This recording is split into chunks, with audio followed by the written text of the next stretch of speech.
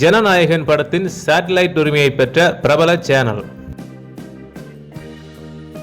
வினோத் இயக்கத்தில் விஜய் நடிப்பில் உருவாகியுள்ள படம் ஜனநாயகன்.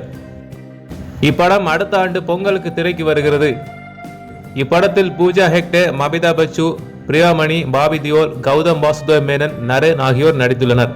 அனிருத் இப்படத்திற்கு இசையமைத்துள்ளார். அரசியலால் விஜய் நடிக்கும் கடைசி படம் இது என்பதால் ரசிகர்கள் மத்தியில் இதற்கான எதிர்பார்ப்பு அதிகரித்துள்ளது.